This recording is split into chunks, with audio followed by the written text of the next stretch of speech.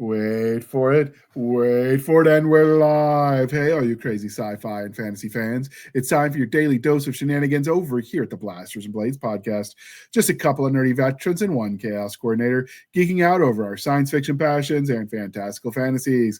A place where magic is king, the sky is the limit, and space is the place. We are the podcast that puts the fun in dysfunction. So without further ado, we're going to let our guest, Mr. Mikel Melwasul. I probably butchered that, even though you told me how to say it in the beginning. But can you introduce yourself to our listeners and viewers at home? You nailed it. Hi, I'm Mikel Melwasul. Melwasul is a pen name that is sort of a combination of myself, my co-author David, with my English teacher wife, developmental editor. So we're a sort of meeting of minds. I am the forefront and main idea guy behind the Paragon Exordium, which is the first book of the Galvorn Saga, and some other books in the series. By the time this comes out, I believe Paragon Apocrypha will be out too.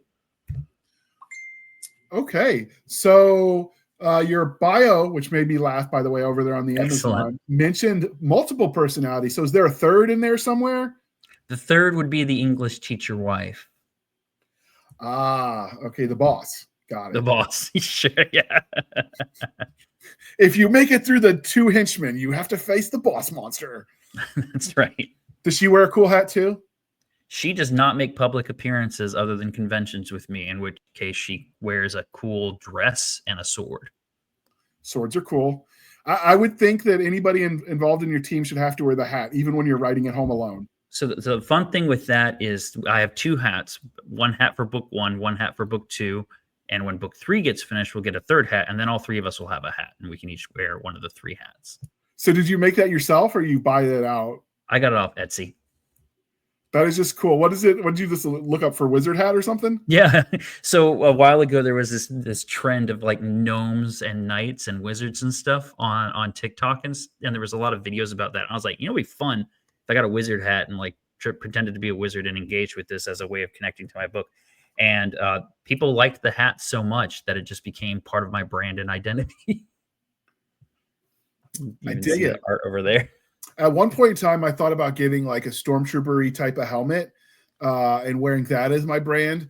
There you go. But the one size fits all doesn't, and my big head didn't fit. So I'm like, well, I guess it's just going on the mantle because it's not going to work for that. I even had a buddy of mine who's a sound technician. Who's like, I could rig that up for mic and sound. We could make that work. Yeah. But the helmet didn't fit. Yeah. That's the old adage where they say one size fits all. It never does. Right. Yeah. No. All is a small select group of not all. Yes. The big-headed ones. I like to think it's because my brain is bigger, but probably not. So, all right. So before we do go too far down this lane, Mr. Wizard, sir, we do have to ask you the religion questions. Are you ready for this? I am. All right. Do you need to consult your magic 8-ball or your crystal ball or anything like that, or are we good? No, it's in here. Outstanding. So first, Star Wars, Star Trek, or Firefly? I mean, all 3 for different reasons. I watch them all for different types of enjoyment. Okay, so what did you get out of Star Wars? I mean, lightsabers, right? Absolutely. Star Wars is more fantasy than it is sci-fi, if we're being realistic. And that's a whole conversation we could have about that. We've had that. Space wizards, it's the thing. Yeah, absolutely. I think space fantasy is actually a genre now. Mm-hmm. Like, I think Amazon even recognizes it. As it should. So we used to do, as part of the review, we'd go over some of when we talk about an author or about his book, we'd go over some of the reviews. And generally, you try to find some of the themes that they liked and things they didn't like and kind of discuss it. It got a little uncomfortable. So for some authors were sensitive, so we just dropped it. But one of the things I did notice is you find, generally speaking, if there's a 1-star for a thing, there's someone who's 5-starring that exact same thing. So readers can be fickle. But that's how we learned that the space wizards were very popular. But it also showed me that some people's lines, it's like, okay, you were with me with the dragon in space, but not the warp drive. Okay. It's just, we're finding out where people's lines are is always an amusing thing as a creator. Yeah. Right? Have you run into any of that where like you're with me on this part, but this was too far? Funny enough, one of my earliest beta readers complained about my story, which features elves and dwarves and stuff, It takes place in like a small Georgia town. They complained that it had too diverse of a character cast for a small Georgia town. I was like, there's elves and dwarves, but the characters who are human, who are all based off people that I know from a small town, was too far for this person. That's kind of funny. That shows me that they've probably never been to a real small town. They've just seen it on the stereotypes on TV and the news segments. Right. Yeah. I don't think small towns are what people think they are. That's also a good point. Small town varies drastically based on your experience. I remember a couple of years ago, there was happened to be an African-American commentator who was going to supposedly the most racist town in Virginia. Mm-hmm. And everyone was super nice to him. And he's like, this isn't the racism I thought I'd find.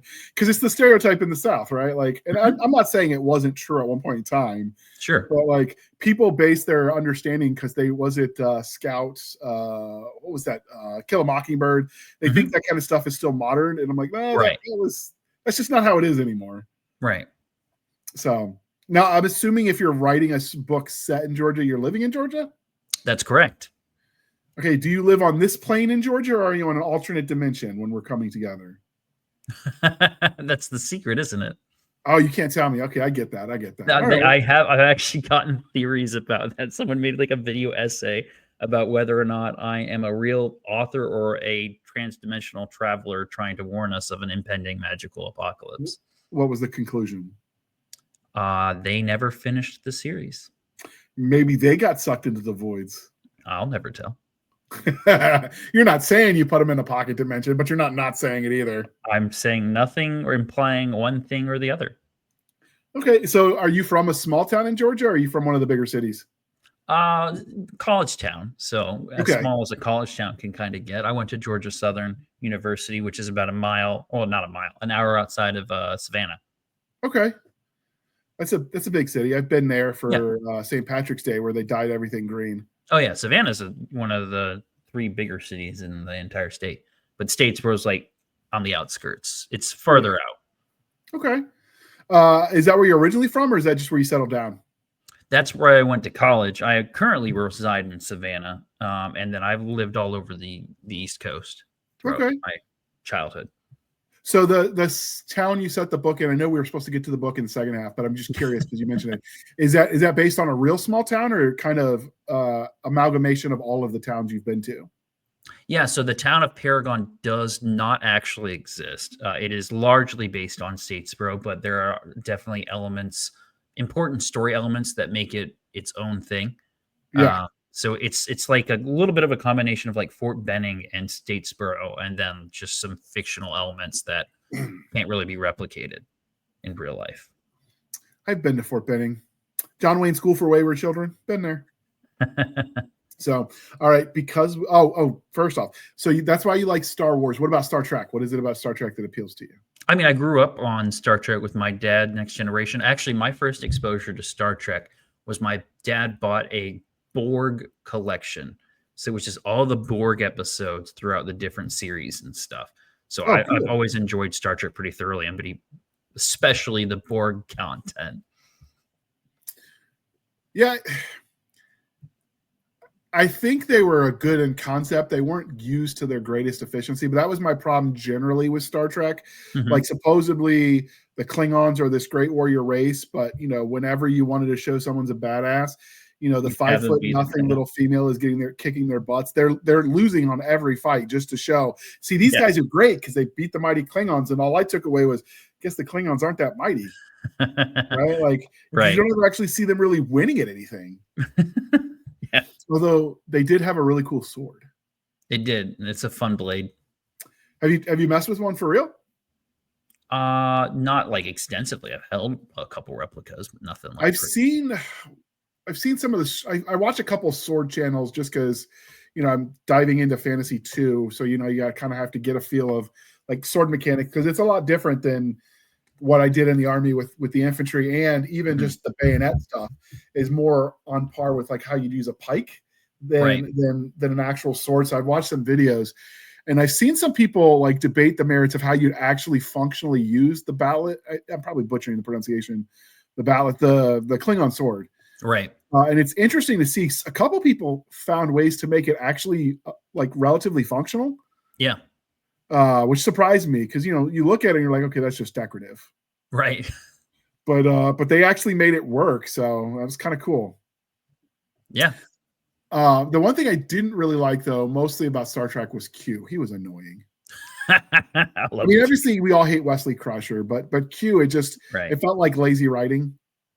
Yeah, I can see that. Yeah. Wesley Crusher, I liked having him because that was the one thing back in the day you could all unify on. Everybody hated him. Everybody hates Wesley. Right. So I mean, shut up, Wesley became a joke, right? Mm-hmm. Like I remember our teachers would say that sometimes, like, shut up, Wesley, when the class was acting stupid back in the 90s. So all right. And so what about Firefly? What about that speaks to you? I mean, it's the Nathan Fillion of it all, right? Absolutely. He's a character actor. I loved him in Castle too. Yeah. That's actually where I got exposed to him first, was watching Castle on TV. I didn't see Firefly until I was a little older, and I was like, oh, that's Castle. But yeah, I quite enjoy his acting. And it's just I wouldn't say it's grungier, but I just like the vibe. It's a fun it's very Western. Not to say there aren't elements of Star Wars that are Western, but it's much more of a Western. The Castle, one of the things I thought was kind of cool is because the character was a mystery writer. And so the studio hired a ghostwriter to write mystery novels under the Castle pen name. So you can actually read some of the books that were mentioned in the course of the show, which I thought was just awesome. Yeah, it's great marketing. I don't know. I saw them in the bookstore at Barnes & Noble. I didn't actually pick them up to read them. So for all I know, every page could be blank. It could be. Right. I've seen one like the book Every Cat Lover Has to Have, and it's literally just the word meow on every page. Oh, wow. Like, sometimes gimmicks happen, but I still thought it was kind of a good one as gimmicks go. For sure. So, all right. And because we are polytheistic here at the Blasters and Blades podcast, Game of Thrones, The Wheel of Time, or Chronicles of Narnia? I mean, of those three, it's going to have to be the Chronicles of Narnia for me. Okay. Did you find that as an adult, or did you read The Lion, the Witch, and the Wardrobe as a kid? My dad read them to me growing up as a child. Yeah. My daughter's middle name is Pevensey. Oh, that is awesome. The I feel sorry for her. She was a kid learning to spell it, though. It's good exercise. It is. And her cursive will get better when she tries to write it. Right. I was disappointed every time I saw our closet didn't go anywhere cool, though. Right. We had a wardrobe growing up, so that was always a disappointing moment every time you checked it and nothing happened with it. See, I always thought that we didn't work on our end because we didn't have a wardrobe. We had a proper closet. Yeah. That's disappointing. Yeah. I mean, it didn't even take you anywhere cool like Terabithia or anything. I mean, does anyone want to go to Terabithia? I mean, there was a bridge there, so clearly the bridge. I don't trust the bridge. That was a good. That movie was a betrayal. Yeah, we actually talk about doing the literature that scars us as an episode, so we can pass on our generational trauma, and that's Where the Red Fern Grows, Old Yeller, like the old classics that scarred us all. Yeah, we suffered, so the next generation must suffer too. I was so excited for that movie, and then it wasn't. It was just sad, and it sucked. Yeah, I mean, it didn't even actually go anywhere. Yeah, it was a coming of age story, but it did have like a sad element. But I mean, I don't know, like it was just one of those ones that spoke to the power of imagination, right? Like, when it was good until it wasn't, right? And then it ends with, and spoiler alert, the book's been out for like 30 years at least. But ending with he passes the torch on to his little sibling, right? Like I thought that was kind of cool. Sure. I think there's a specific age where it works and is good. But if you're at the age where like, ooh, this is like going to be another Narnia thing, and then it's not even remotely a Narnia thing, it's just a sad thing. Yeah. It's like, why did you show this to me, parents? I didn't learn anything. I'm just angry. Yeah, and that's the like Old Yeller and Where the Red Fern Grows too, because it's right up until the devastating end. Like it's just a fun adventure. Like we all wanted in the woods, right? With our imagination. But if you read it too old, you just get angry. Like that was all a setup so you could yank the rug out from under us. Right. So does that mean you don't give those kind of endings in your books now as an adult writing because you didn't like them as kids? The thing I didn't like about Bridge of Terabithia is we didn't actually go to the magical land. right? Oh, it was all imagination and not an actual realm. Right. There was Right. no realm. It lacked the magic of being a childhood, because even if the magic isn't real, the magic is real to the child. Right. And so that element, it just being a grounded story about imagination without embracing the imagination elements, is what I did enjoy about it. I was fine with it being a sad story, but there's no magic to it. There's no actual magic in the storytelling to me. So there is magic in my stories.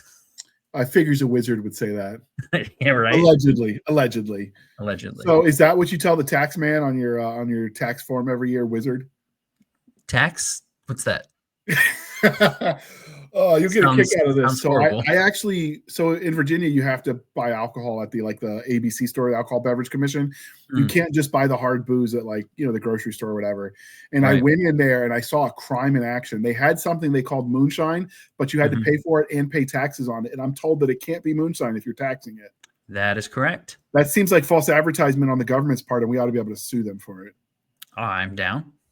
There you go. So you don't have any magical taxes either? Like they don't take a little bit of your mana every time, you cross the threshold, nothing like that? I think that's just the cost of doing magic. I don't think we call it anything special. It's just magic's a little dangerous. That's fair. But only good magic, right? I'm sure. Nothing to fear. Oh, yeah. Bad magic isn't dangerous at all. It's the safest version of it. Absolutely. So one of the crying shames of adulthood is we stop asking each other the important questions. So I'm going to ask you this, sir. What is your favorite dinosaur? Ooh, that's a tough question because there's a lot of good dinosaurs.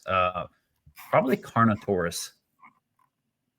The what? If I'm pronouncing that. The Carnotaurus, the horned. It's like the T-Rex, but it's got horns. Okay. I will look that up and write that down. Yeah. I'll link that in the show notes, dear listener, as a link to wiki or some article about it. So we'll clear that up in the post. There you go. All right. That is an excellent choice. It is not one I have heard of, but I'm definitely going to look it up. I'm going to look it up. So in your magical dimension that you may or may not allegedly be from, are there dinosaurs there? There are. Excellent. Are they multicolor? Will Lisa Frank be happy with your dinosaurs? Lisa. She did the Trapper Keepers back in the day with the psychedelic colors. Yeah, some of them are. They don't need camouflage. They're too big for that. I don't know if that was like an 80s thing or if like they were around in the 90s. I don't know how old you are. So I might have just dated myself, but I remember my sisters fighting to get those Trapper Keepers, and they never kept enough in stock at like the Kmart or whatever. Oh, I know what you're talking about. Yeah. There'd be people throwing hands sometimes to get the last one, which was always amusing as a dude to sit back and just watch. Like, these girls be crazy, yo. So, okay. Do you have a favorite zoo animal? A favorite zoo animal? We confining it to a zoo to avoid aquariums? Okay, you can give me aquatic too. What's the qualification for being a zoo animal? Does it have to be like a captive wild animal? Well, normally I go with zoo because that's kind of, you can go global with it, but just your favorite animal. That's cool. It's more fun than like a cat or a dog. I like tigers. No lions though. Lions are fine, but tigers are the real kings of the jungle. Even the Lion King roars are tiger roars. They're bigger, they're faster, they're better in every conceivable way. Not that you're biased. Not that I'm biased at all. Okay. Is there anything magical about tigers? Are they really of Earth, or are they from your dimension? I'm going to beat this dead horse until like the legs fall off. Listen, the only difference between your dimension and my dimension is memory. Okay. All right. So last question before we ask the most important beverage question. What was the first magical spell you cast, Sir Wizard? What was the first magical spell I cast? Ooh, that's a good question. Man,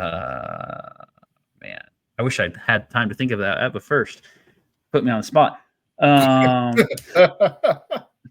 Hello. Okay. And I've made many friends with it since. All right. So we can be civilized human beings here at the Blasters and Blades podcast. We are no longer knuckle-dragging troglodytes. So coffee or tea, and how do you take it? I don't drink coffee for the most part. but I do like a good Earl Grey. Okay, as a Trekkie, do you talk to yourself when you make it and say Earl Grey? Yeah, Earl Grey hot. Earl Grey lukewarm, so I can drink it. Yeah, I always get laughed at when I would work at the coffee shop and I'd make my own drinks and be like kids temp because I wanted to drink it right away. I like my coffee in that lukewarm side, like where you don't burn you can't taste it if you burn all your taste buds. Yeah, exactly. So I'm with you. I actually had people ask for it hot enough that I legally couldn't sell it to them because it was a food safety violation. It was so hot. Yeah. Like, I'm not allowed to do that legally because it literally might give you 3rd-degree burns in your mouth. Right, and then we're getting sued, and that's a whole mess of other problems. They swore that's how they drank it at home, and I don't. Good for them. Don't make it at home. Go drink it at home. But yeah, I'm not one of those people. I like to be able to taste it, which means I need it to be like less than burn my tongue hot. Mm-hmm. I don't want it to be cold. I mean, if it's ice, that's a whole nother story. But right, you want to be able to, the perfect temperature, the Goldilocks zone, as it were. That's right. So okay, so with that out of the way, obviously, since you write, you were a reader at one point in time. You mentioned your dad read to you when you were a kid. Mm-hmm. So what was your first foray into speculative fiction? Was it when your parents were reading it to you? Did you find it on your own? Oh, yeah. One of my earliest memories is my dad reading The Hobbit, specifically the scene where the floors open up and the goblins grab everyone and drag them down into the depths, which definitely hasn't affected my psyche in any way whatsoever. Okay. And do you pass that trauma on to your readers in your own books? Yeah. Outstanding. That's the way. That's the way you do it. You pass it on. Sharing is caring, they tell me. Mm-hmm. So do you have a favorite, like when you do your consumption of media, do you prefer audiobooks, ebooks? Do you like the Dead Tree edition? The Dead Tree edition. I like a little bit of everything. I prefer audiobooks right now are the easiest just because I have a toddler. Yeah. Right, a 2-year-old, and I work from home, so like I can consume those considerably more efficiently, despite the wandering of the mind and the undiagnosed ADHD. I actually do my audiobooks when I am walking for my daily exercise, and I won't let myself listen outside of that. So I've found myself sometimes walking extra laps because I get to a good part and I kind of want to know what happens. Nice. So it's fortuitous for weight loss, but it's easier with the head injury. But generally speaking, if I factored all the medical stuff out, I prefer to hold it in your hand. There's something about the smell of a book.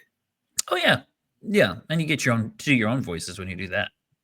Yeah, and I find sometimes like the voices in my head don't match. Wow, that sounded crazy. The voices as I envision them don't always match what the audiobook creator does. Right. The same as if you're watching it on the screen, like the image doesn't match what I painted in my mind. Right. So what are you reading now? Since you're a fan of this genre now, John Gwynn's second book in the Hunger of the Gods, I think, is the one I'm on. That's what I'm on right now. And then a couple indie books. I'm about to pick up Frostbitten by Diedrich Stogner, which is about a like a medieval fantasy like Black Ops dude who gets sent to a frozen village to guard it and runs into like some weird monsters in the ice caves and stuff. Frozen Village, interesting. Mm-hmm. I'll have to check that out. Yeah, Dietrich's great. Is it a second world fantasy, or is it when you say special forces type where he gets sent? It's a second world fantasy. It's its own thing. It's just a fantasy special forces. Okay. Like in the way the Dunedain Rangers would be considered like special forces in Middle Earth. Okay, that makes sense.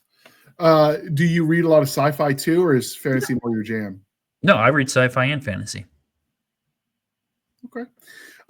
Is there at any point in the future you think you're going to write some of that sci-fi? I notice right now you've mostly written fantasy. I'm not opposed to the idea of writing sci-fi. I don't have any in mind or plotted out, but it would definitely require a different degree and type of research, and it would probably be heralded more by Dave, my co-author, because he's more the sci-fi guy. I'm more the fantasy guy.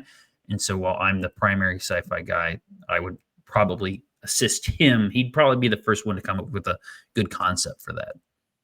Now, how did you two, since you co-wrote this, how did you two meet up? Yeah.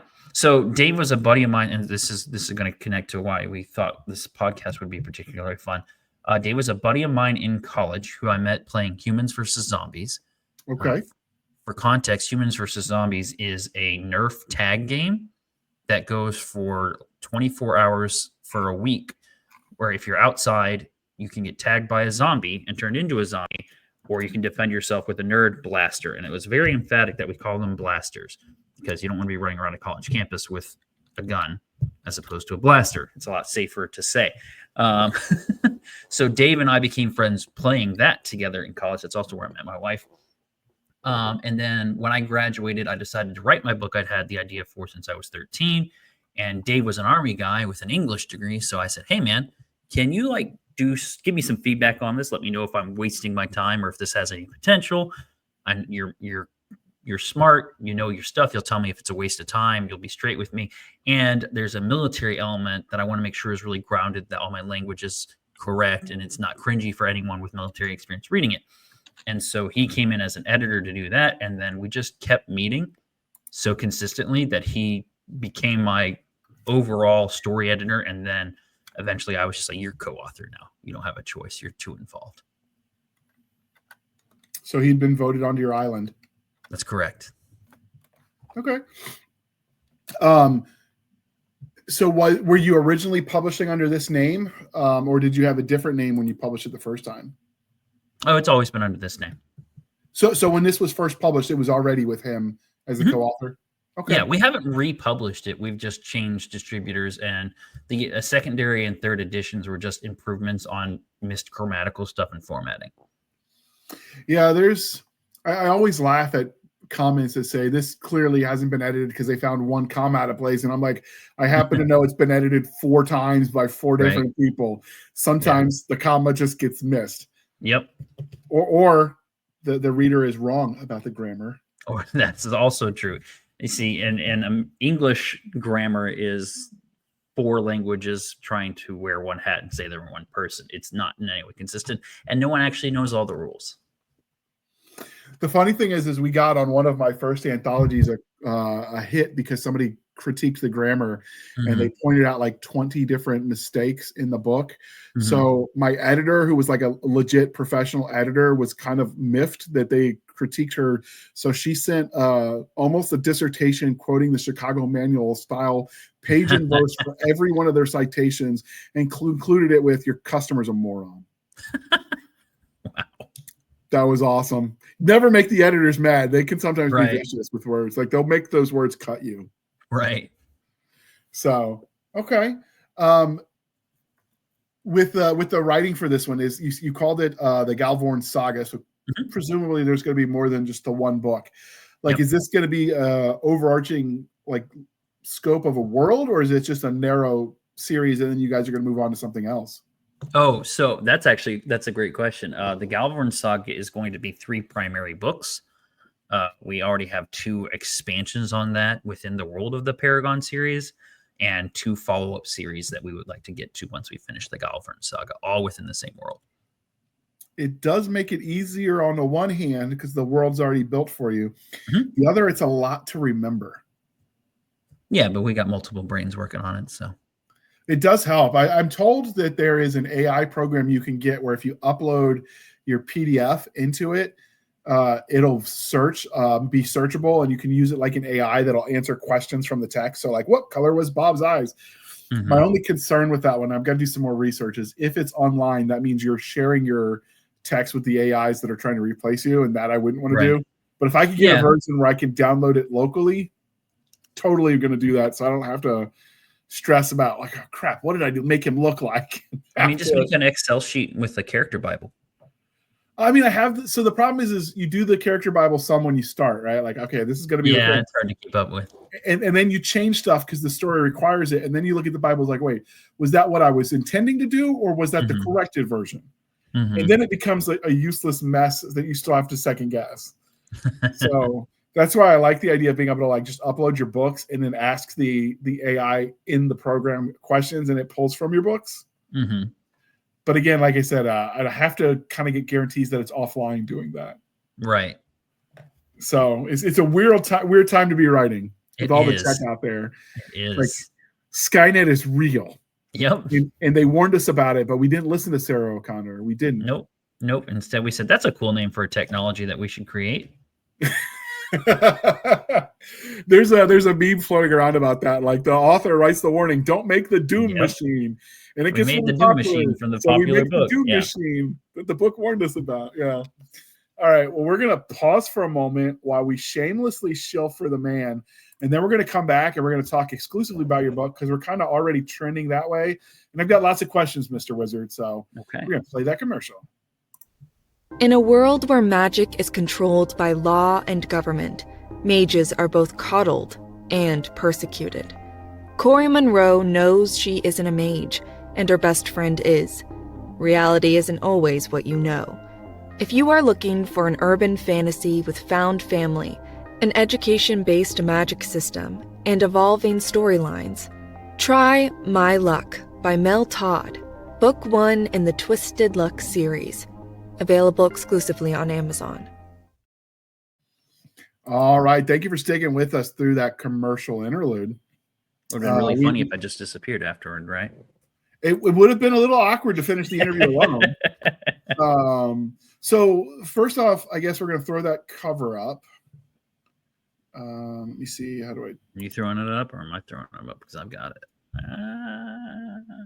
Oh, no, I've got. There we go. There we go. Much better. So where did you get the premise that is the Paragon Exordium? I was reading Lord of the Rings in high school, and my dad showed me the movie Red Dawn, and I said, "What if Red Dawn but Lord of the Rings?" Go on, you have my attention now, sir. That's the whole answer. It's just what if we had a magical invasion instead of a communist invasion in rural Georgia, and people had to use guerrilla tactics and swords and bows and spears in addition to firearms to fight back and survive. And it developed from there. Do you have at least one cry of Wolverines? Ooh, actually, I think we tried. I think I tried to, and I think my editor cut it. There might be one. I remember I've tried to work one in at least one point. Okay. Do you have a Patriots Rock where they go and carve the name of their dead? So there is an entire cut chapter about a giant memorial that is essentially a giant rock that names get carved into. That is awesome. It's sad that you had to cut it. It is. Okay, so who is Patrick Swayze going to be playing in the book adaptation? I know. Voice. No, I'm just saying if they made this in a movie and you're if they made it in a movie, who would Patrick Swayze would be a great Gunter. I mean, obviously, we'd have to use some of your magic and pull him from a different dimension, but I mean, that's easy peasy for you. Right. He was kind of a short guy, right? I think so. I don't know. He was kind of short. There's a character I think he would be really funny as named Gunter, who is very divisive amongst the fans. Some people hate him. Some people love him. My goal as an author was to introduce him and you hate him, but by the end, you're like, okay, this guy's pretty cool. So Patrick Swayze was 5'10". Okay, so not short because that's how tall I am. Yeah, that's like it's above average. Yeah, I think 5'8's the average. Why do I think he was short? Who am I thinking? I might be thinking of someone else. Tom Cruise is a short guy. Yeah, what, 5'6"? I think so. Although, with the movie magic, it's hard to tell. Listen, if Tom Cruise wants to adapt this into a film, I'll let him. Okay, if Tom Cruise is only 5'7", that's not actually as short as I thought he was. I think that's a lie. I think he's exaggerated his height. You think he's wearing some of the lift shoes, like the Florida guy? They had his co-star walk in a ditch during the first fighter pilot movie, so that she would look shorter than him. That is awesome. Okay. All right. So Lord of the Rings meets Red Dawn. Mm-hmm. That was an idea when you were younger, you said. Mm-hmm. What made you decide to get around to bringing that back, wiping the dust off and Yeah. I mean, I had the idea, and the idea never really let go. I was world building for the next decade, just in my head. I just never had time to sit down and really type it out, other than a few times where I tried to get a few chapters out. So it wasn't until after I graduated college, my wife had 2 years of school left, and I had no debt because I worked my fingers to the bone. So it's like, I don't have to throw myself into a job that requires the level of attention that would keep me from writing right now. So I'm going to spend a year working on this and trying to actually write it. And to start that off, so I have essential tremors. To start that off, I retaught myself the alphabet and wrote the entire first act by hand. So I retaught myself how to write so I could write it by hand, so that I had to choose my words more carefully as I was writing the initial draft. Why did you have to reteach yourself to write? I'm sorry, that broke up for a second. No, I didn't. So I didn't have to. But I've got essential tremors, so my handwriting's always been chicken scratch. Right. So I wanted to teach myself how to write again, so that my writing would be more legible, because I was writing the first draft by hand, because I thought it would be a good exercise mentally and in drafting. And it does force you to be more concise with your wording, because your hands get tired. Yep. I know people that write their first draft with a proper typewriter for the same reason. Yeah. Like the kind that you got to push the lever over and you get the noises, like a legit typewriter. Yeah, I believe that's how Ray Bradbury did it. I think that's where I even got the idea. I know when they did theirs, I remember we would meet up at like a Panera near the house. We would all go to do like our write-ins. It started as our nano group, and then we kind of split, because there was the half that thought you were selling out if you ever tried to publish your art, and then those of us who were like, I wouldn't mind, letting my writing pay for a burger or two. So we sort of formed our anti-nano group. We didn't call it, and so she would bring her typewriter to Panera, and you'd always get a crowd, because people were like, yeah, that's a real typewriter. Yeah, that's fun. It's not as convenient as a laptop, I'll tell you that. No. And I don't even know how you would service it if it breaks. It's not like you can turn it over to the Geek Squad. Right. Geek Squad. Where's the ancient Geek Squad? So Marco Cluse, he writes Mill Sci-Fi, so you might not have read his books, but he actually used to write by hand, but he did it on a tablet where he'd write it up by hand on the tablet. And somehow through the magic of, interdimensional wizardry, it would end up on his computer. Yeah. Have you thought about moving to something like that, or you're going to keep writing it by hand for the first draft? Oh, I'm not doing that anymore. Oh, okay. It becomes incredibly more difficult to do things in a timely manner with a co-author if you're writing by hand. So I don't. Fair. Do you dictate it, or you just type it up old fashioned? I type it up. I laptop and all that good stuff. I dictate on occasion, but primarily typing. I find the dictation works for me, but I know it's not for everybody. It's something I do on my walks, and luckily Nuanced Dragon has gotten better, so my heavy breathing it doesn't get offended by when I'm like huffing and puffing on the hiking trail as I dictate. So because some of the earlier drafts would like, oh, that's garbledygook, I don't know what he's saying now. Right? I trained it to understand my out of breath speaking. Excellent. So all right, so the first book is done. You said the second book, what is it called? Paragon Attrition. And that's coming out in July? So Paragon Attrition we just finished the beta reader stage, so we have to do rewrites before it's into an editor. So that will probably come out end of the year or beginning of next year. Paragon Apocrypha, similar name with the A and stuff, is our short story collection that we wrote while Paragon Attrition was with beta readers. That comes out in July. Oh, okay. So is it the short story collection going to be the main characters, or is it just, in the world of? It's in the world of. There's some character overlap. There's 11 short stories. So like there's one about the dog. There's a dog named Hotch who everyone loves. So there's one about him. And there's one about the main character's sister, Hannah, and some overlap, some not remote overlap, but it's all within the same world. Is the dog sentient, or is it just a dog? It's a really good question. Or sapient, I guess would be the right term. He's immortal. Okay. Because my wife made me make him immortal, because if anything happens to him, something happens to me. He's the only character in the series with plot armor. Okay. So there can be only one, but he's going to be the one. We'll do a Highlander follow-up with the dog. Cats versus Dog Highlander edition. There you go. Okay. So what kind of dog is this immortal being? He's a Belgian Malinois. Of course, because they can jump tall buildings with a single leap. I mean, yeah, but he's an army dog, so. Fair. Do you actually have one? Is that why you wrote that breed? No, I don't. I wrote it because it made the most sense for the organization. So one of the main organizations within the story is S&W, who's a private military contracting firm. And so Okay. they've got a dog. And so Belgian Malinois are notoriously some of the best you can train for military service. So it made the most sense in real world setting for it to be one of those. That's fair.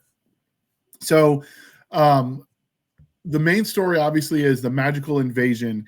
So this is not secondary world. This is Earth, right? As we know it, with obviously, plot reason changes to our existence.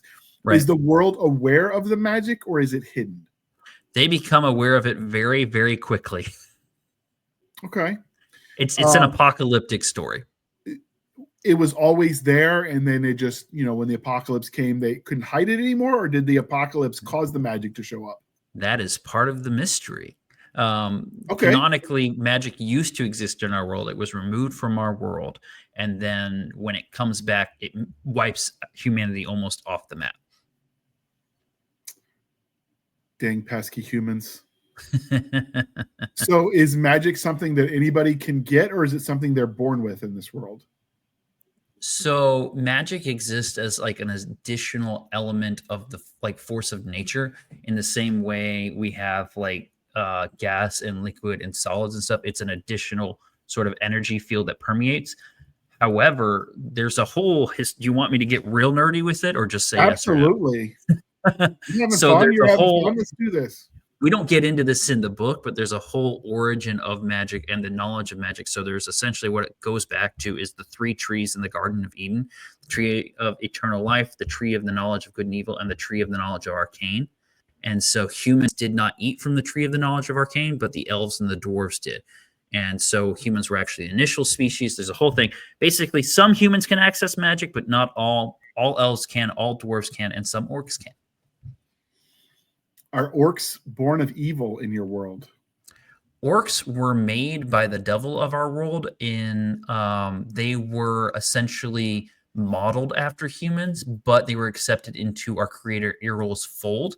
So they are not inherently evil, but they have certain proclivities. And book 1, they're primarily antagonists, but book 2, one of our main POVs is an orc. So you took the Tolkien beings of pure evil and you played with the trope, but didn't break it. I like it.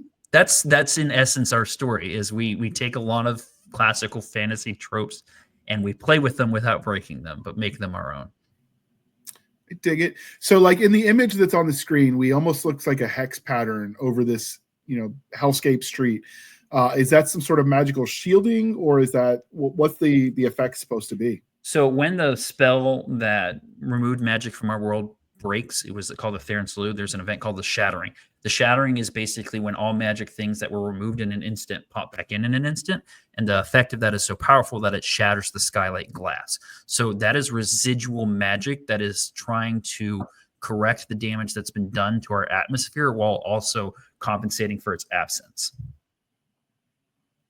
Okay. Take that, greenhouse gas. Okay. So this town, this setting, is there a reason you picked a small town as the focal point? Was it more for plot reasons, or is it just convenient to isolate it for story purposes? Oh, good question. It was an inspiration kind of thing. It was very much in line with the inspiration of Red Dawn, right? I thought it was an interesting setting. You don't see a lot of stories with small towns in this capacity, in this type of story, while also being reminiscent of a lot of epic fantasy and classical fantasies, as the characters come from a smaller town. So there were really a lot of factors in doing that. Most primarily would be experience and tying it back to grounding my writing in real life experiences. Okay. So what can you tell us about the main character for Paragon Exordium? Yeah, so we've got a couple POV main characters. So the one you see kind of on screen referenced there, that's Captain Peter Blair. He is a black ops military dude who's part of an organization called S&W, who are the Silent Night Warriors. So before all this goes down, he's a professional mercenary with ranger experience and all that good stuff, who leads a group of army guys or ex-army guys who are all just like professional contractors. He is given a cursed black sword early on in the story. by a Dr. Walker, who was his English teacher, who turns out to be a dwarf. And that cursed black sword, whenever he uses it, he gets weird dreams with a strange creature named Jadis, who tells him things and who his dwarf wizard friend says doesn't exist. And he's not sure if she does or not, or if it's a manifestation of his own PTSD. Do we get answers to that question at some point? We absolutely do. Okay. So what are the other characters? You said there's more than one POV. So who are the other so there's 3 primary POVs, and then I have what I call bonus POVs. So like one of the bonus POVs is the Basilisk Shadowfang, who's one of the first monsters they encounter. We get a chapter from his point of view, which is one of everyone's favorite chapters, because all of a sudden you're in the head of a basilisk and it's eating people and laughing about it. We've also got Sarah Young, who is a young journalism student in the town of Paragon, who first encounters Shadowfang and later learns that she has magic and creates a pair of wands that she dual wields. She's one of the fun characters. Our third primary POV is Sean Castillo. He's a 14-year-old who survived this whole magical apocalypse and just kind of gets dragged along with Peter's crew, for better or for worse, as he explores the world and learns about becoming a man and also how to survive. So when this world-shattering event happens, are we talking like instantly people are dying, or they just disappeared, or was it the lack of modernity? Like if you lose power for extended period of time, people on like insulin are going to pass. People with heart, like there's a list of things that without modern power, people just won't live. Is it one of those numbers? It's a little bit of each, because it happens in an instant. And it depends on your location, right? So the people in Paragon are instantly cut off from the rest of the world. And then there's that panic that ensues. And so it takes about a month for them to kind of get self-sustaining and situated before they go out and try and figure out what happened to the rest of the world. But like places like Atlanta, which the prologue takes place in, that the city of Atlanta gets overlapped with a elvish city that's taken over by orcs. So suddenly all of Atlanta is half elvish buildings and tons of orcs. So there's just rampant slaughter and stuff that happens there. So this was almost another dimension that grafted onto ours? Yeah, that's a good way of putting it. So when this happens, like you said, some of it is the consequence of the beings being there that are now dangerous, that we don't have preparations for. Was the technology still working when this happened? Because sometimes when you see stories like this, they wipe technology off for reasons. Yeah, it's essentially there. It would be the equivalent of like a solar flare, a massive solar flare EMP effect, where technology gets, like when the spell shatters, the outburst of energy basically fries anything actively running. So anybody in the sky at that moment is just a goner. Yep. Okay. Wow. Bad day to be a pilot. Bad day to be a pilot. Bad day to be on the internet. Bad to be driving.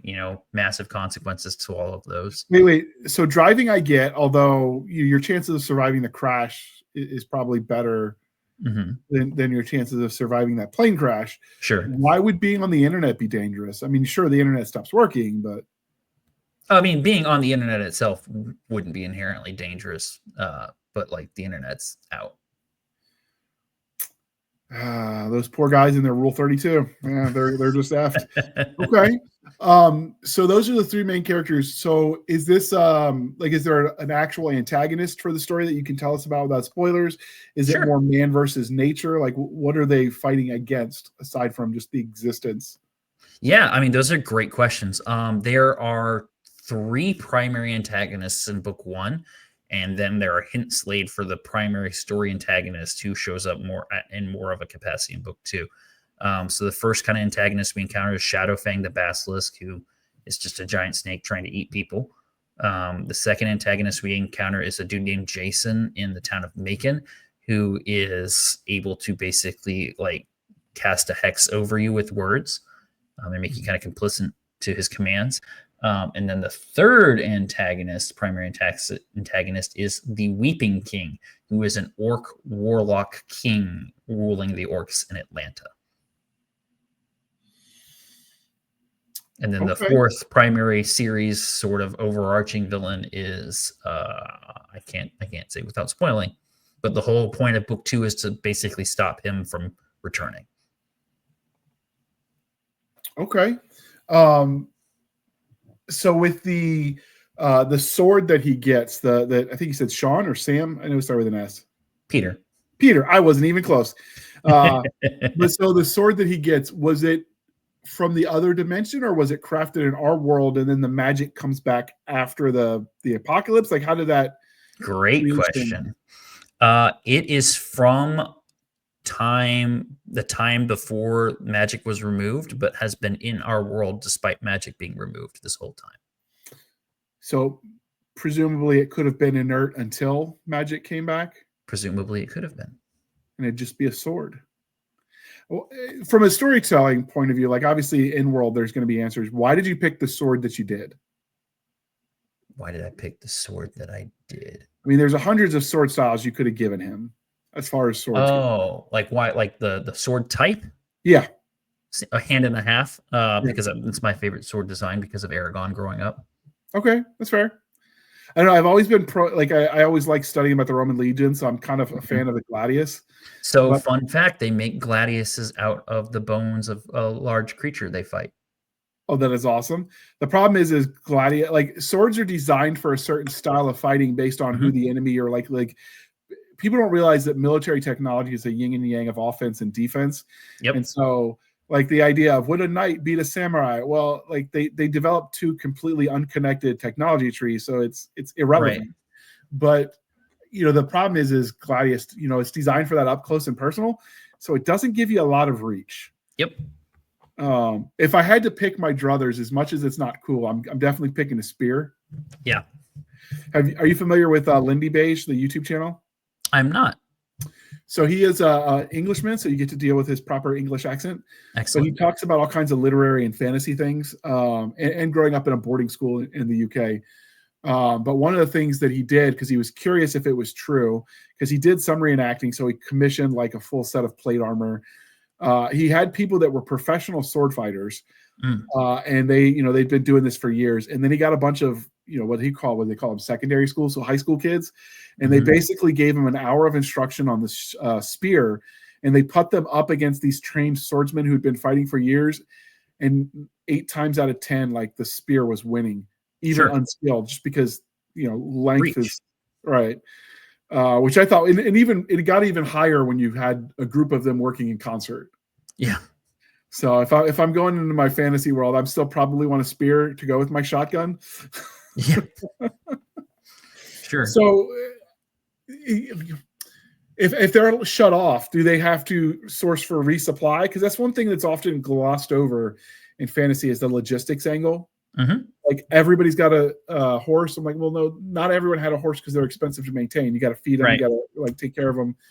And so some fantasy lately has been going to more realism in that respect with logistics. Is that something you deal with, like how they're sourcing their food and their equipment and maintaining, et cetera? Yeah, I mean, it's an element of the story that is present without being boring. I mean, you almost only need a one line acknowledging that they raided the dead because they might have uses. Yeah. But the idea that, your guys fight a battle and you're just going to leave both parties dead on the field, like, no, you're taking whatever you can get off them. They don't need. I mean, that's one of the major components of the story at the very beginning. It's how we meet Sean. Sean is working the burning pits because there are thousands of bodies that can't just bury. Ooh, yeah, and the smell. And if you don't do that, you end up with viruses. Just typical post-apoc stuff. Yep. So we think about things that we think make those elements of a story interesting and allow them to feed into how the story unfolds. And then you get interesting questions like, with the grafting of the two universes together, what happens with the underground plumbing? Does it disappear? In which case, is every house a petri dish of awful? Sure. Yeah. That's a great question.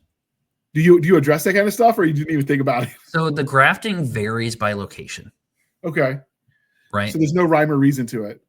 There's a rhyme or reason to it, but not anything that could be understood by our characters at this time. Okay. So obviously this is set in Georgia. As you expand the universe, do you foresee potentially covering what happened in other parts of the world too?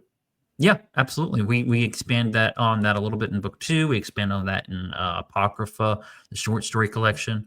That's also something I would really like to explore with franchising opportunities, because I would love to invite other authors into this world to tell stories in other locations. I'm just thinking all the reenactors for the medieval Renaissance fair type stuff have a leg up. Yeah, yeah, they genuinely would though. The weird thing though is they covered this a little bit. Have you seen the movie Lady Hawk? Have I? It's an old fantasy movie from like the 80s. One of the scenes in there, they have two kids that were trained to, like, he was the sword or a knife thrower, and he'd throw at his sister, and he was trained to miss because, you know, obviously he didn't want to stab his sister. So when he actually needed him in a real fight, he missed because he never trained to hit the target. No. And I could see, like, you know, sword fighting at those kind of events is choreographed to a degree where you intentionally pull your punches. So I imagine the first time you have to do it for real, there's a strict learning curve. Yeah. Learn or die. Yeah, learn or die. So it'll be interesting. And then, of course, if technology is gone, you know, global trade shuts down unless somebody, you know, rebuilds sailing ships. Luckily, there are parts of the South that have some of those. I know, like Charlestown Landing in South Carolina actually is a proper wooden sailing ship on display. You could liberate something like that if it survives.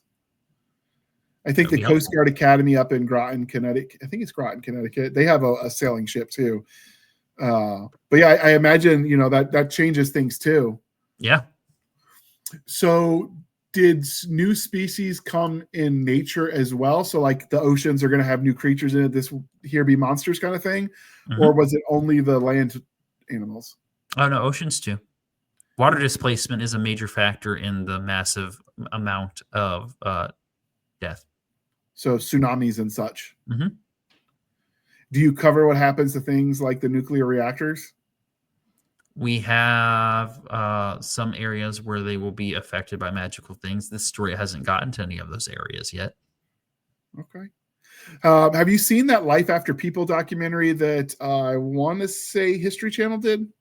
The whole premise is if you snap your fingers and today all the humans disappear, like what happens to the planet?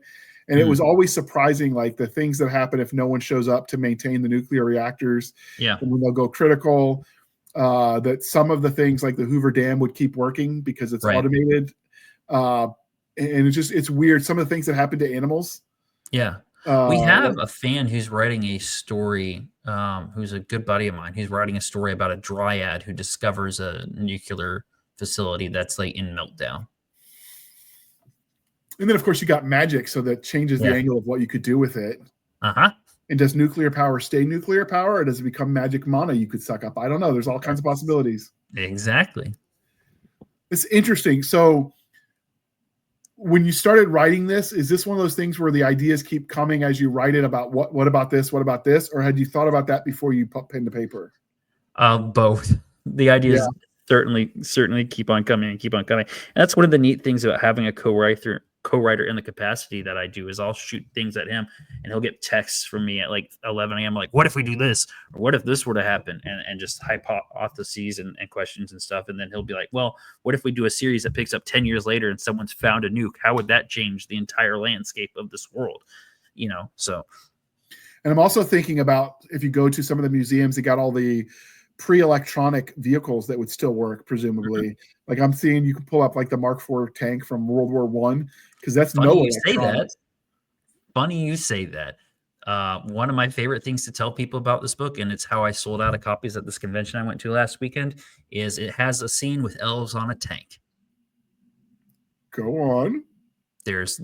So Peter and crew are one of the main reasons they're heading for Atlanta is because they have a base of operations there, and they've got an old M1 Abrams in the basement that they want to get out and utilize. Okay.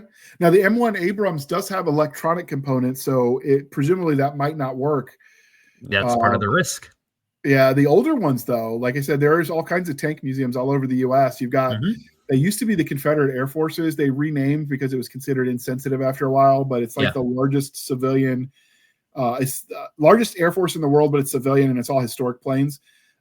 So you could get some of those biplanes that would still work. So you end up with like World War I all over again because the technology is electronics free. And with sufficient knowledge and manpower, you could make things that previously worked electronically work again. Electricity still exists. It's just been fried in most systems. So you just would have to swap some things out. You just need the power plant to recharge. Okay. Wow, I just keep thinking every time these kind of events happen, I keep thinking about those poor people on the ISS. Like they never survive these apocalypses. Yeah. Poor guys. That'd be a fun short story. Yeah, it would be very short for them. And then they were gone. They blinked and everything was over. Well, did the electronic zapping stuff hit space, or was it localized to Earth? That's a great question. Because if it's localized, the station runs till they run out of supplies. Right. If it's not, without supplies, they're dead really quick. I mean, you know. Yeah, that's a really good question. That every time you see these apocalypses, I'm reminded of the guy that was the last Soviet citizen because he was in space, so he never got the message that it dissolved. Right. So he was still serving in their military on the space station. You're going to end up with something like that. Of course, it's very short life because right. Unless magic gets them home. Unless magic finds a way to get them home. That's a really good point. I mean, there's nothing to say they can't exist in space with enough magical plot armor. Yeah. You come up with a device. Yeah. So is there anything you haven't done yet that you think would be cool to fit into this world as we start wrapping this up? Because I get the feeling my further questions are going to keep running into that's a plot like spoiler or whatever. Is there anything like about it I haven't talked about? No. Is there anything off the wall wacky that would be fun to do, but your co-author just won't let you? Oh no, we embrace the whimsy. Okay. So like the singing frog from that old cartoon, you could throw that in there. Yeah, we'd find a way to make it work. We have rules. There's a magic system we have to work within. We're never going to do time travel. I'll say that much. What about interdimensional travel, which might take you to a parallel world that is behind ours chronologically? So technically, dragons are in this universe, and dragons are not from our world. There you go. It's possible. It wouldn't be the same you, though, if you go back in time. Yeah. And then you get away with all of the time paradoxes don't apply because you're not actually traveling in time. You're hopping dimensions. Yeah. It's like Sliders, that show from the 90s. Yeah. Okay. So your co-author kind of embraces your crazy, so that's not a problem for you too? He makes me justify my questions, so it's a good exercise. Okay. I'll be like, hey, what if we killed this character off? And he'll be like, why would we do that? Explain yourself. So I didn't ask, and I probably should have earlier. What would you say the rating for this book is? If we're like parents are listening, this sounds whimsical and fun enough. What, like, you could use the movie scale rating, you could rate it however you want to, but like age. We've got a little disclaimer about that in it. This is an apocalyptic story. This book is written for adults, but contains no cursing or sexual overtones. There is intense violence and some mild gore. Additionally, there are references to sexual assault and off-screen suicide. As a film, the story would likely be rated PG-13. It is set in modern American South and contains regional dialect consistent with the area. Okay, that's fair. I don't assume that there's a standard because I used to think, oh, it was rated R in the 80s. It must be okay. And then I played the show with my kid and who was old enough to watch that, but not with what comes on the screen. Right. And I'm like, okay, now I know why they called it Skinamax back in the day. Yeah. And hit stop, cover your eyes, kid. So yeah, there's no universality. I like that you broke it down why you gave that rating. That was good. Yeah, I've got 4 younger brothers, and it was an important part of the story to me that it be to a degree accessible to them. Right. And so I've had also a lot of people I've had grandparents read it and then give it to their grandchild to read with them. So I've had people from 10 to like 87 read it and enjoy it. So that was one of our goals with it, was writing it in a way that's accessible. Our target is adults and stuff. And with Apocrypha, our short story collection, that goes a little more into the R territory just because I didn't lead all of those short stories, and Dave wanted to take the lead on some of those. So there is more violent language and stuff, and there's cursing in that short story collection. But the main stories will consistently never have any smut or cursing. Okay. Is there anything we didn't ask about this book in the series? Well, is there going to be an audiobook? There is already an audiobook, and it is award nominated. Oh, cool. What award? Indie Ink Awards. It is a finalist in the Best Audiobook Narration category. Nice. Congratulations to your narrator. Thank you. Thank you. So is there anything else that we didn't ask that wouldn't be spoiler territory that you think the readers and future readers need to know?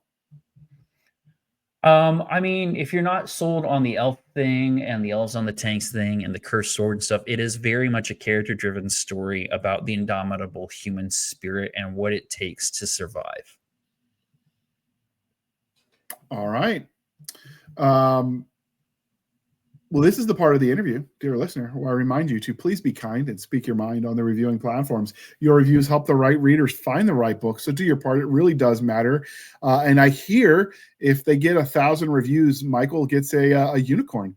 And we can find out once and for all. We can settle this great debate about what a unicorn steak tastes like. Do you think it's going to taste like Cinnamon Toast Crunch because of the sparkles, or is it just going to be like steak? Good question. Given the unicorns in this book's world, it's definitely going to be more on the steak side. I'm here to find out. Like, we can make it a thing. Let's do it. All right. So if people wanted to track you down on the wild interwebs, and as usual, I will link to all of your stuff in the show notes. But if people want to track you down, where would you recommend the one place to go that you're most active on? Definitely most active on TikTok. Okay. Just as Mikel Melwasul. That's where I do most of my recording and interactions and stuff. You can find everything else via that as well. Okay. That is very easy. And if for some people, for whatever reason, for security concerns, don't mess with TikTok. And I know Sure. why. What would be the second place if it's not TikTok? Second place would be Instagram. All right, there you go. There's no safety concerns there, people. All right, and we will link to all of that stuff in the show notes, dear listener. So you are working on book 2. It's in edits right now, and then you're waiting for your draft to come back. Have you started writing book 3 yet? We've drafted a few outline stuff, but we're not quite in the writing stage yet. All right. Well, you'll have to share in the Facebook group when that goes live, so we can hook everybody up with those links. And with that, you can find us, dear listener, on our Linktree, linktr.ee, Linktree/Blasters and Blades Podcast. Again, Linktree/Blasters and Blades Podcast, where we link to all the things, the BitChutes, the Rumbles, the YouTubes, the TikToks, the Twitters. We've got our Spotify, our Discord, our Blasters and Blades Facebook group and Facebook page. We have our email, blastersandbladespodcast@gmail.com. Again, blastersandbladespodcast@gmail.com. For professional purposes only, people. Save the shenanigans from Adam Stabby Stab on the Instagram, Twitter, and the email. You can support the show by going to buymeacoffee.com/author J.R. Handley. Again, buymeacoffee.com/author J.R. Handley. Be sure to put in the comment section that is for the podcast, and I promise I will keep my co-hosts duly caffeinated. They will drink that coffee brand coffee until it pours out of their eyeballs, people, and then we'll swim away on a river of Java goodness. Ooh. Code is in the show notes. Use the link. Podcast Grunts gets you a discount, 10% off for you. We get a kickback, but it did remind me of a question. Do you have coffee in this post-apocalyptic world? Coffee is a bit of a commodity and in certain circumstances, a resource of financial means. People die over coffee. I believe it. I have tried chicory, which was the Southern attempt at coffee during the late unpleasantness in the 1860s. And I can tell you that stuff is dog water. No, I don't recommend it. It is not. I don't care how you dress it up. It's disgusting. So what you're telling me is I'm going to have to wage a holy war to get my coffee. Yeah, once the elves pick up coffee, there's no going back. Oh, wow. Do they get all hyper on it, or is it mellow on out? They enjoy the coffee. That's all I'll say. All right, I'm going to have to read now because I got to find out how the elves take their coffee. All right, and with that, thank you for spending some of your precious time with us. For my crazy co-host, I am J.R. Handley, and this was the Blasters and Blades Podcast. We'll be back next week at the same time, where we'll indulge our love of nerd culture, cheesy jokes, and all things that go boom. Thank you for coming on, Michael. This was a lot of fun. I am definitely going to have to pony up a credit and get this book because it sounds interesting. Excellent. I appreciate it. Thanks for having me. All right, this was fun. We'll have to have you back. And with that, absolutely. And don't